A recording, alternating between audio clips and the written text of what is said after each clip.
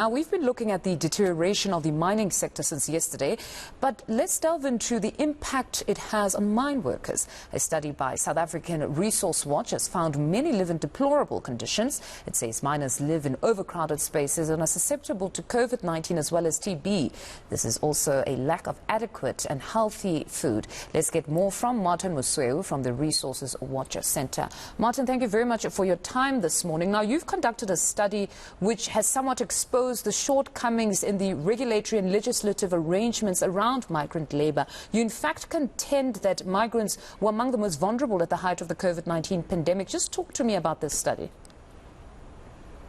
Good morning, Fundo, and good morning to your viewers. I think the study, quite correctly captures the conditions that I think migrant mine workers faced when South Africa went into level 5 lockdown. And I think we would understand that when the level 5 lockdown regulations were announced in South Africa, that saw a limitation of a lot of people's rights. At times, this limitation on our rights was fair, and at times was unfair.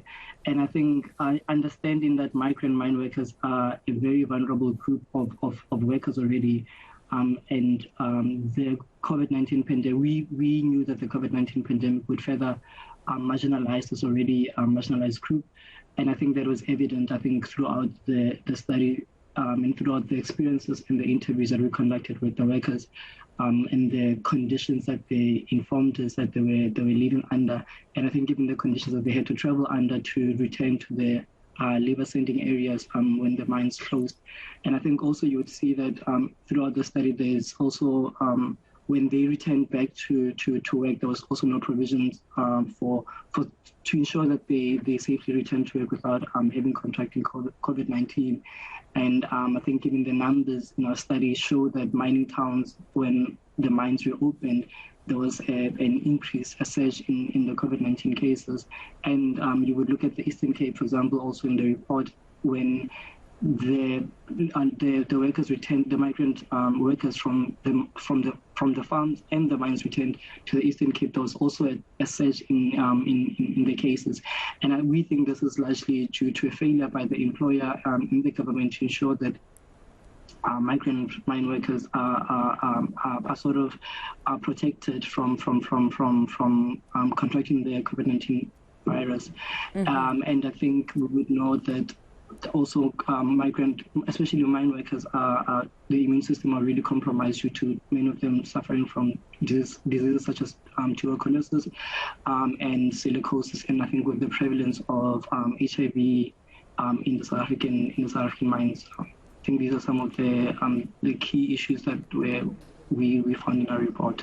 Mm-hmm. I want to take you back to the discriminatory labor practices that you touched on just a bit. I mean, as we speak currently, the mining indaba is continuing, and really the focus this time around is more around the decarbonization and the benefits there for investors as well as other stakeholders. But one wonders if they will actually tackle the mine workers themselves. That here we saw discriminatory labor practices at the height of the COVID-19, and this is something that you highlight in that report. Can you just delve deeper into what were these practices, in fact?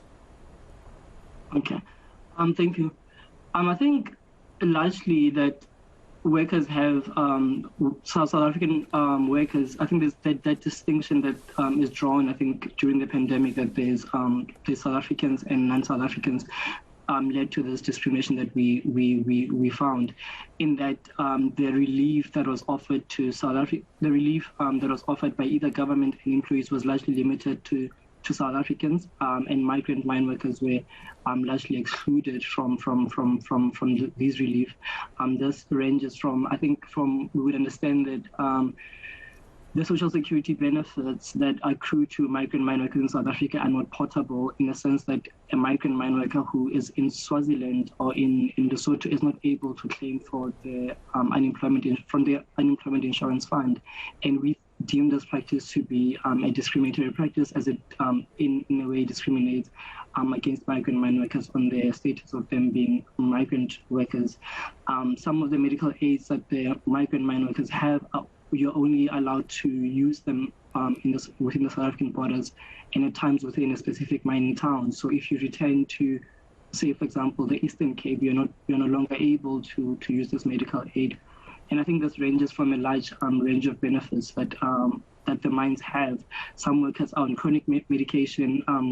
So when the lockdown happened and the workers had to go back to their home countries, they were not able to access this chronic medication as its collection is only limited to South Africa. Would we then be incorrect in saying that perhaps this gave rise to the parallel ghost operations that we saw, that some termed the zamazamas during this period, that perhaps this could have contributed to that? Because throughout the lockdown, at the height of the pandemic, there were a lot of killings in mines. And one now assumes that perhaps these were mine workers who were let go, and some of them we also understand, as per your report, that they were in fact illegally then retrenched, that when it was time for the mines to fully operate, they were never brought back. And that's why right now we're left with this phenomena of these parallel ghost operations. That is correct, Mfundo. I think a lot of the workers also informed us that the mines would say, we'll send you an SMS, we'll send you an email. And a lot of the workers, some of the workers come from the very, very rural and remote areas who don't have access to emails. So even at times when an email was sent to say return to work, workers would not know unless they were told by somebody who would have had that they have to return to work. And this is how some of the workers were let go. They didn't know that they had to go back to work. And I think, yes, we are rightly correct on the Zama operations, because when mine workers are retrenched, they are semi-skilled laborers, so they would have no other skills besides skills in mining. So it's very hard to return to your home country where there's no mining and find other means of employment. And this has largely, I think, led to the increase in Zama miners, because most of the miners, when they're let go by mines, cannot return to their home countries without a livelihood. So their next means of livelihood is to go back underground and continue with the mining. But then the most scariest or concerning allegation in your report is that some of these syndicates are then linked to management of the very mines that some of these migrant workers would have been employed by. I mean, how does that work? You have the management themselves actually sustaining a syndicate on the side where you've got zamazamas that are actually reporting back to management. I think there's a lot of you see that there's a lot of ghost workers in the mining industry. I think correctly one migrant labor from Lesotho informed us that, for example, they would be taken from Lesotho to come work in South African mines, but ultimately they end up being taken to either the DRC or Zambia and other mines across the African region, and sometimes even end up in India. And when lockdown happened, this was exposed because families now couldn't contact the workers, as they would know that their father is working in a South African mine, but the father is not actually in the South African mine, has been taken to go work unlawfully in another country. And I think largely also, I think the rise also in Zama in the syndicates is largely because it's it's trying to bypass the labor law regulations in South Africa, because I think South Africa has quite an extensive regulatory labor framework that protects workers and ensures that the conditions in the mines are safe, and that there's less accidents in mines. I think, as we have seen through I think the past 20 years, where there's been less accidents in mining, the conditions have largely been improved from the previous apartheid system. And I think the existence of syndicates is to maximize profits, as there's less red tape, and you do not have to necessarily declare taxes and pay the revenue that is due to the state. So that's why I think we're seeing a large rise in the zamazamas and in the syndicates. I think yes. A lot of the corruption watch does a great detail on the smuggling of minerals and how much South Africa is losing in revenue. You know, Martin, there may be less red tape, but there's also less compliance to safety standards, because apart from them killing each other, also they're in very difficult conditions underground, because there's no need to actually comply, because nobody's coming down there to ensure that these mine workers are safe. Completely. even the tools that are used is, because now I think mining has quite advanced, that the technology used in the mining industry is a lot better than it was 20 years back.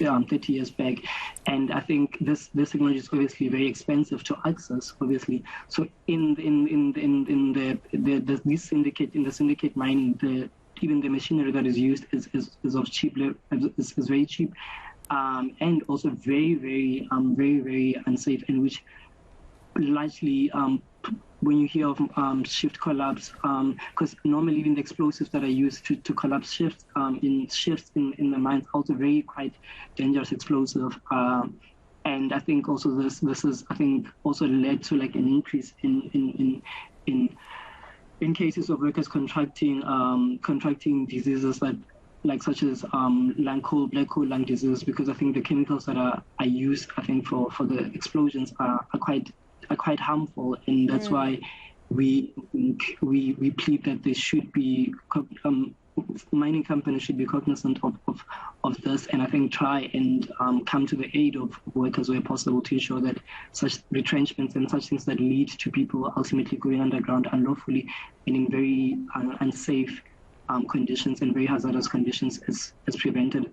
No, most certainly these syndicates need to be dismantled. But just in closing, what is the report recommending?